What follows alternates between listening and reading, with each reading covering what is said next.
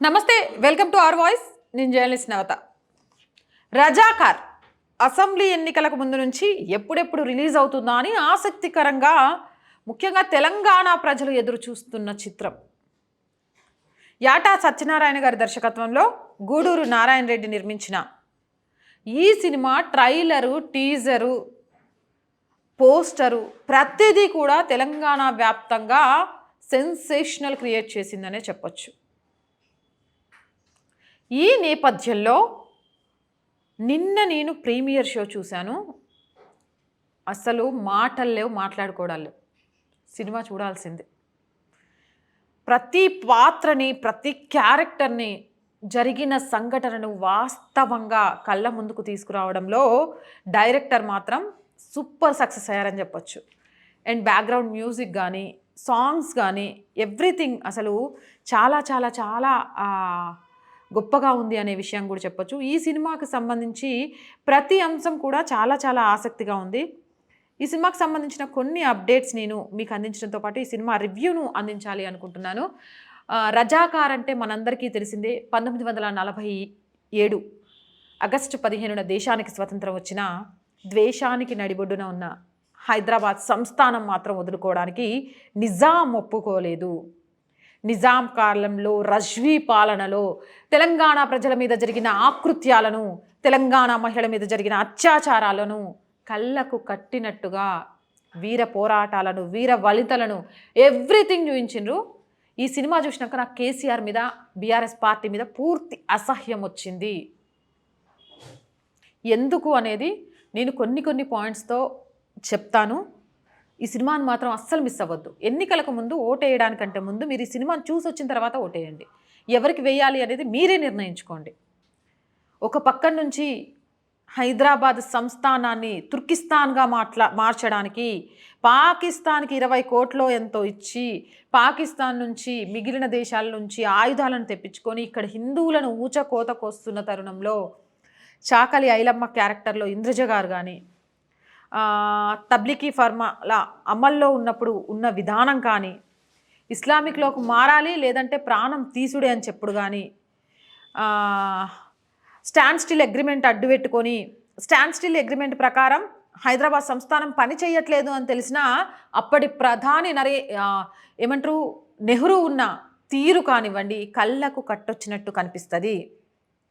ఈశ్వరయ్య, గండయ్య, నారాయణరావు పరివార్ కానీ, భైరాన్పల్లి రాజురెడ్డి కానీ, governor general Rajagopalachari కానీ, ఆపరేషన్ పోలో కానీ, రజ్వీ కానీ, మున్షీదాస్ కానీ, వీళ్ళందరికంటే సర్దార్ వల్లభాయ్ పటేల్ క్యారెక్టర్ కానీ నిజంగా ఇలానే ఉంటారా అని కళ్ళకు కట్టొచ్చినట్టు. ధాన్యాన్ని పండించడం వరకే బానిసలు, అమ్మాలి, కూర్చుంటే శిస్తు, పిల్ల పుడితే శిస్తు. అసలు ఆడపిల్ల పుట్టగానే, ఆడపిల్ల అని తెలిస్తే ఫస్ట్ ఒక శిస్తు కట్టాలి. ఆడపిల్ల పుట్టింది అని తెలిస్తే ఆ డైలాగ్ మాత్రం తల్లి నువ్వు పడుకున్న వాడి పక్కలోనే మళ్ళీ నీ బిడ్డ పడుకోవాల్సి వస్తుంది, నీ బిడ్డను గుంజకపోతాడు.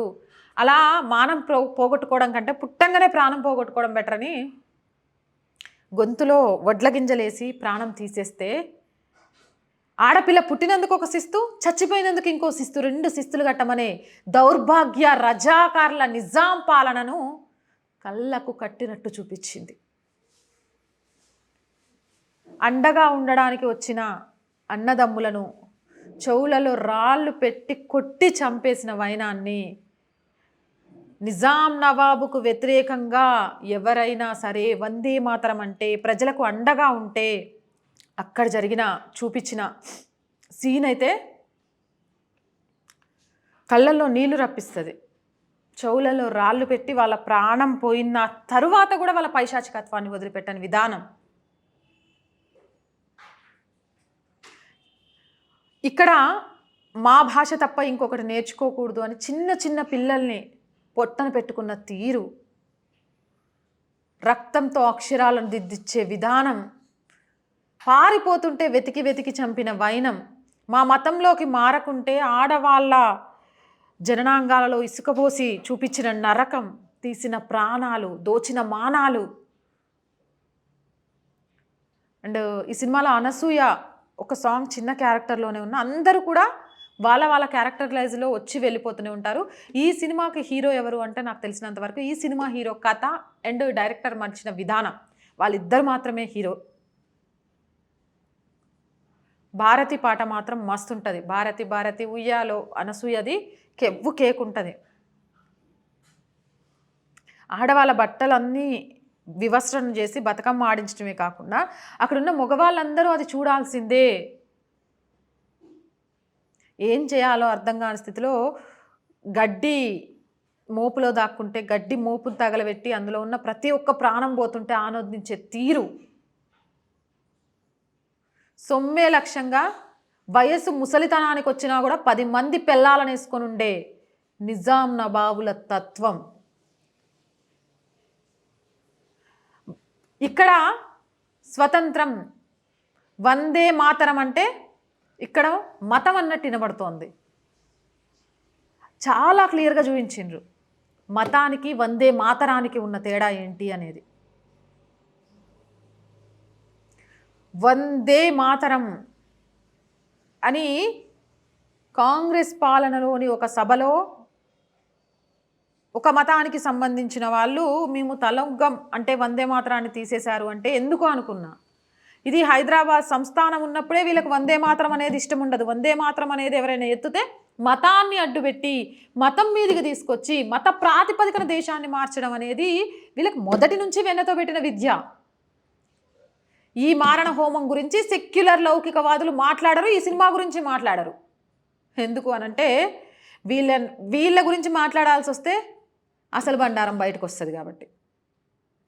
ఇంత జరుగుతుంటే ఒకే ఒక అగ్రిమెంట్ని అడ్డం పెట్టుకొని స్టాండ్ స్టిల్ అగ్రిమెంట్ని అడ్డం పెట్టుకొని అగ్రిమెంట్ రూల్స్ అన్నీ దాటుతున్నారని తెలిసి కూడా అప్పటి ప్రధాని నెహ్రూ వ్యవహరించిన తీరు క్లియర్గా చూపిస్తారు. సర్దార్ వల్లభాయ్ పటేల్ పూనుకోకుంటే అసలు ఏమైపోయేది, హైదరాబాద్ సంస్థానం తుర్కిస్తాన్గా ఎలా మారేది, ఆ మార్చడం కోసం ఎంతమందిని బలి తీసుకునేవాళ్ళు, ఎదురు తిరిగే తెలంగాణ ఉద్యమ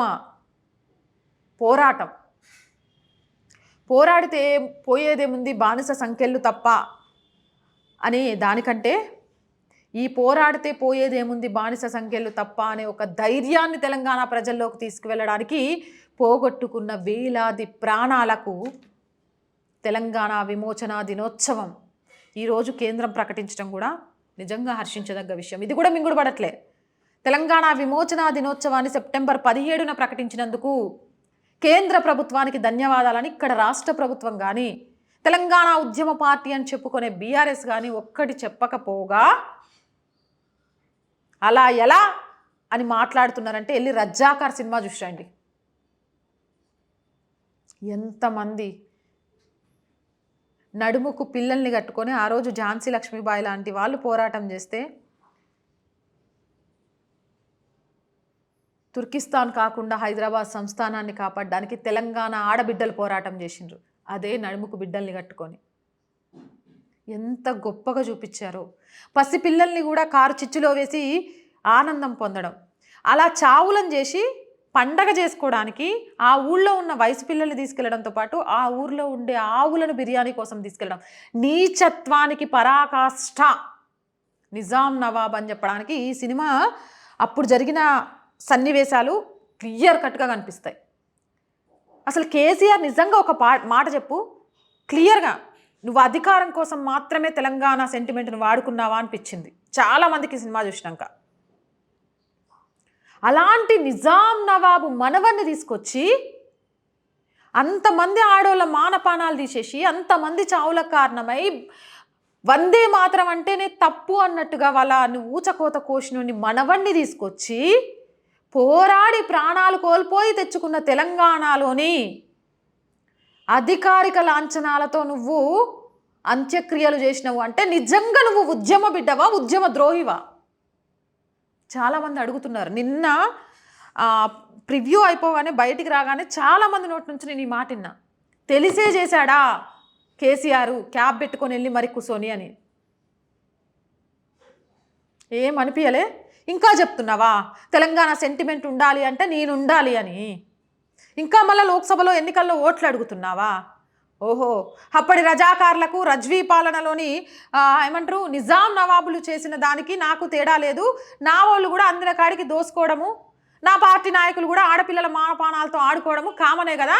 వాళ్ళే నాకు స్ఫూర్తి అనుకొని ఇంకోసారి ఆ స్ఫూర్తిని రగిలించి మళ్ళీ అందలం ఎక్కాలనుకుంటున్నావా? రజాకార్ సినిమా చూసి వస్తే ఒక్క ఓటు కూడా పడదు బీఆర్ఎస్కి. రక్తం ఇట్లా మరిగిపోతుంటుంది ఆడోళ్ళకి వాళ్ళు చేసిన నిర్వాకాలు చూస్తుంటే.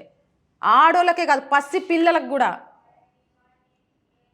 అది మొత్తం హాల్లో ఉద్యమ స్ఫూర్తి వచ్చిన ప్రతిసారి వందే మాతరం అని వినిపిస్తుంటే ఏం అవసరం లేదబ్బా. దేశం మీద ప్రేమ నేర్పించాలి అని అంటే ప్రతిరోజు స్కూళ్ళలో పొద్దునపూట మళ్ళీ వందే మాతరం పాడియాలి. ఆ స్ఫూర్తి ఆటోమేటిక్గా వస్తుంది. అది వస్తుందనే భయంతో ఒక మూక మొత్తం దాన్ని పాడకుండా చేయడానికి ప్రయత్నం చేసింది. దానికి ఒక పార్టీ మద్దతు తెలిపింది, దాన్ని కనబడకుండా చేసిండ్రు. సూపర్. నిజంగా ఇప్పుడు ఏ ముఖం పెట్టుకొని మళ్ళీ కేసీఆర్ బీఆర్ఎస్ వాళ్ళు ఓట్లు అడుగుతారో నాకు అర్థం కాలేదు. అసలు ఒక్క మాట కేసీఆర్ సార్, 1400 మంది పిల్లలు ఆత్మ బలిదానాలు చేసుకున్నారు. సెప్టెంబర్ 17కు ముందు తెలంగాణను సాధించడం కోసం ఎందుకు ప్రాణాలు కోల్పోతున్నాయో, ఎందుకు తమ మానాలను కోల్పోతున్నామో,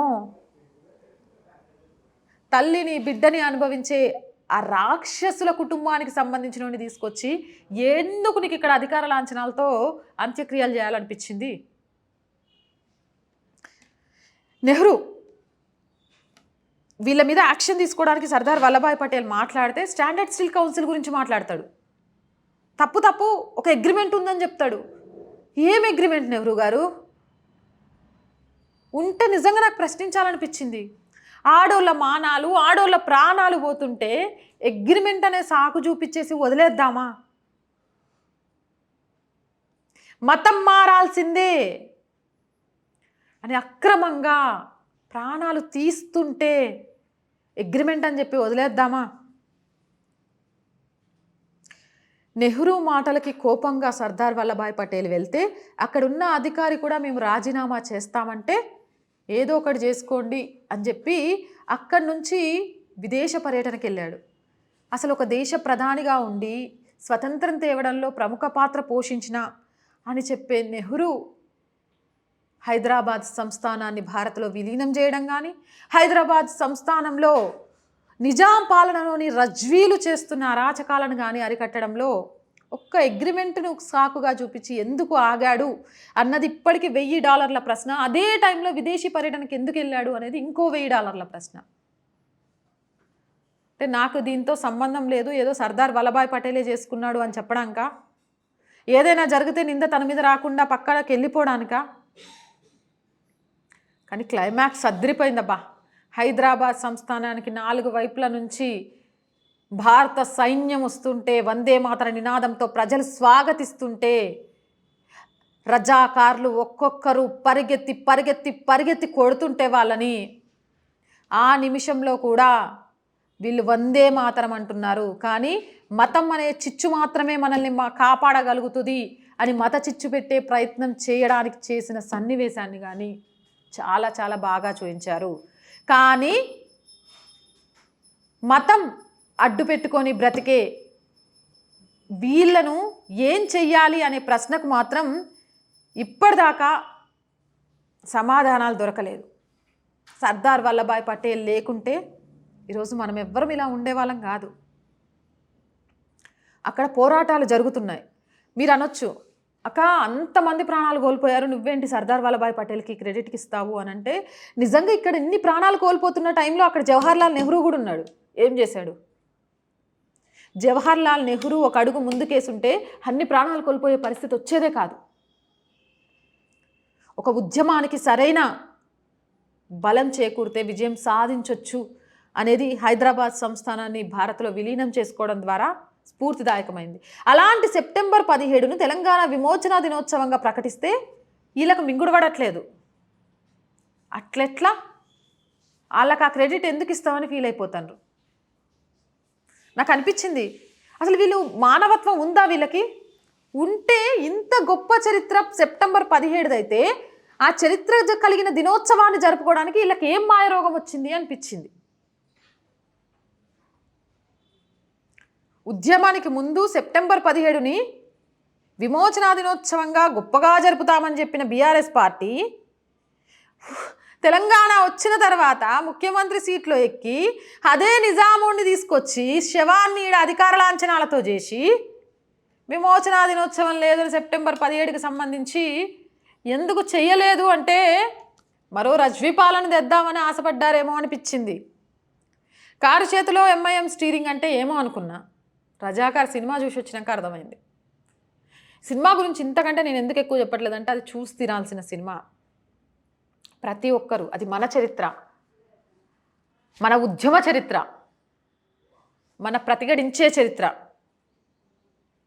మనం ప్రాణం తీసుకోవడం కాదు, మన ప్రాణం పోతుంది. అందులో ఒక డైలాగ్ ఉంటుంది. ఒక గ్రామం, బైరాన్పల్లి గ్రామం రజాకార్లను ఎదిరిస్తుంది. వాళ్ళకు ఎవ్వరు ఏ సహాయం చేయొద్దు అంటే ఆకలి మంటలతో బురద తీసుకొని తింటాడు ఒక ముసలాయన. ప్రాణం పోతుంటుంది. ఏమైతే అది అయిందన్నా పోదాం, ఆకలితో అయినా చచ్చేదే కదా, ఊరు దాటి పోయినా చచ్చేదే కదా, ఊరు దాటి పోదాం, కొంచెం తిండన్నా దొరుకుద్ది అంటే ఏమంటాడు తెలుసా? మన ప్రాణం పోతే రజాకార్లతో పోరాడి చచ్చిపోవాలి తప్ప ఆకలి కోసమో ఇంకో దానికోసమో కాదు అని చెప్తారు.